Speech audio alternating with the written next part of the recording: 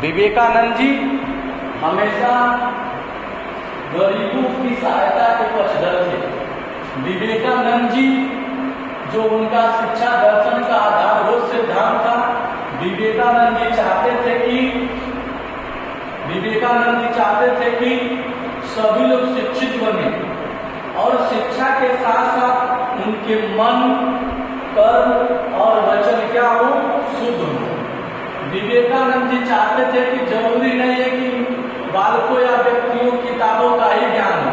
विवेकानंद जी चाहते थे कि उनमें आध्यात्मिक ज्ञान हो, उनमें सांसारिक ज्ञान हो, उनमें पारिवारिक ज्ञान हो, उनमें सामाजिक ज्ञान हो। विवेकानंद जी की यह सोच थी। विवेकानंद जी चाहते थे कि हर व्यक्ति शिक्षित हो। वे जानते थे कि शिक्षा ही एक ऐसा माध्यम है जिससे गरीबी दूर की जा सकती है, निर्धनता दूर की जा सकती है, अशिक्षा दूर की जा सकती है, अंधविश्वास दूर की जा सकती है, पाखंड दूर किया जा सकता है। क्योंकि स्वामी विवेकानंद जी जानते थे कि भारत अंधविश्वासों का देश है, भारत में पाखंड बहुत है, भारत में भी अंधविश्वास बहुत है। वे जानते थे कि हम किसी को कहेंगे कि इस पर आप विश्वास न करिए तो लोग ऐसे नहीं मानेंगे। वे जानते थे कि जब लोग खुद शिक्षित हो जाएंगे तो खुद उस चीजों से क्या बना लेंगे, दूरी बना लेंगे। आज देखिए प्यारे बच्चों, हम लोगों को ऐसे ऐसे संस्थाएं हैं कि हमारे परिवार को, हमारे समाज को आज भी गुमराह कर रखे हैं। नवरात्र का महीना आएगा, देखेंगे ऐसे ऐसे बाबा बने हुए हैं, उनकी यहाँ भीड़ लगती है। अब बताइए जिसने पीएचडी कर रखी है, जिसने पढ़ाई कर रखी है, उनका कोई महत्व नहीं है। जो कुछ नहीं जानता, एक लवंग को कुटुम करके थोड़ा सा दारू चढ़ा देगा, अगरबत्ती चढ़ा देगा, आंख मूंद लेगा, एक आध बार मुड़ी हिला देगा, मुड़ी हिलाने के बाद उसका सारा बात को जान जाएगा। और हम उसी अंधविश्वास में जकड़े हुए हैं। हम उसी अंधविश्वास में क्या हुए, जकड़े हुए हैं और जकड़ करके आज हम इतना पीछे हैं। आज देख लिए चाइना के पास, आज देख लिए जापान के पास कोई देवी देवता नहीं है, चाइना में कोई देवी देवता नहीं है, अमेरिका में कोई देवी देवता नहीं है। भारत ही एक ऐसा देश है जहां 133 करोड़ देवी देवता है।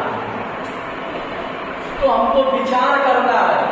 विवेकानंद जी यही कहते थे कि अगर देश के सारे लोग, सारे व्यक्ति, सारे जन अगर शिक्षित हो जाएंगे तो ऐसे अंधविश्वासों से दूर होकर के किताबों में विश्वास करने लगेंगे, शिक्षा में विश्वास करने लगेंगे, मेहनत में विश्वास करने लगेंगे, कर्म में विश्वास करने लगेंगे। वह देश बहुत दूर तक जाएगा, तरक्की करेगा।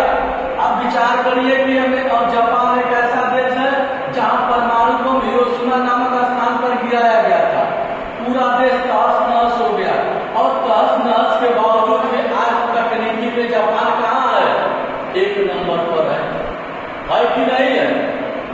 हम कहाँ रह गए? क्योंकि अगर हमारे देश में इतने देवी देवताओं का बोलबाला है प्यारे बच्चों, तो हम क्यों नहीं जापान से आगे जा रहे हैं? क्यों नहीं हम अमेरिका से आगे जा रहे हैं? क्यों नहीं हम रूस से आगे जा रहे हैं? क्यों नहीं हम चाइना से आगे जा रहे हैं? जाना चाहिए ना। हम नहीं जा पाएंगे क्योंकि हमारे जितने महापुरुष रहे, चाहे गांधी जी का शिक्षा दर्शन पढ़ लीजिएगा, चाहे स्वामी विवेकानंद जी का शिक्षा दर्शन पढ़ लीजिएगा, चाहे बौद्ध जी का शिक्षा दर्शन पढ़ लीजिएगा, चाहे जवाहरलाल नेहरू साहब का शिक्षा दर्शन पढ़ लीजिएगा, चाहे राधा कृष्ण साहब का शिक्षा दर्शन पढ़ लीजिएगा, चाहे गार्डनर का सिद्धांत पढ़ लीजिएगा, चाहे पियाजे का सिद्धांत पढ़ लीजिएगा, सुकरात को पढ़ लीजिएगा, अरस्तु को पढ़ लीजिएगा। जिनको जिनको आप पढ़ेंगे वहां यही बात कही जाएगी कि शिक्षा सर्वोपरि। जहां जिनके जिनके विचार पढ़ेंगे, जिनके जिनके दर्शन पढ़ेंगे, उनके विचार और दर्शन यही बताएंगे कि शिक्षा क्या है, सर्वोपरि है। इसलिए प्यारे बच्चों, इनका शैक्षिक विचार था। ये चाहते थे कि लोग शिक्षित हों, ये चाहते थे कि हर व्यक्ति भारत का नागरिक शिक्षित हो।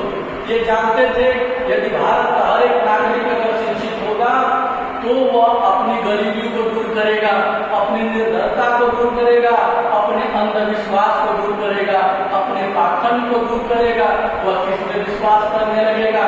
कर्म में विश्वास करने लगेगा, शिक्षा में विश्वास करने लगेगा और तर्क में विश्वास करने लगेगा।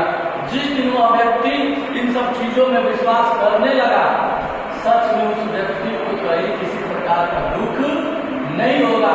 वह अपने मेहनत के बदौलत अपनी पहचान देश में विदेश में अपनी वह मेहनत के बदौलत पहचान बना पाएगा।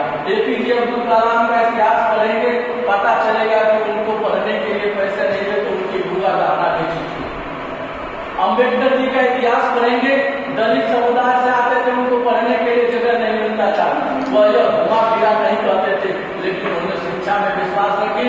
शिक्षा के बदौलत आज पूरे देश में, पूरे विश्व में अम्बेडकर जी को जाना जाता है। किसके बदौलत? शिक्षा के बदौलत। अब्राहम लिंकन साहब को देख लीजिए, किसके बदौलत जाना जाता है? शिक्षा के बदौलत जाना जाता है। जितने महापुरुष है, जितने मनोवैज्ञानिक हुए, आज हम उनको किताबों में देख रहे हैं, तो देखने का केवल एक ही वजह है, उनके पास शिक्षा थी। ठीक है, धन्यवाद। मेहनत करिए, पढ़िए, जो भी कक्षाओं में पढ़ाया जा रहा है आप उसको क्या करते रहिए, दोहराते रहिए, आप सब कुछ प्राप्त कर लेंगे।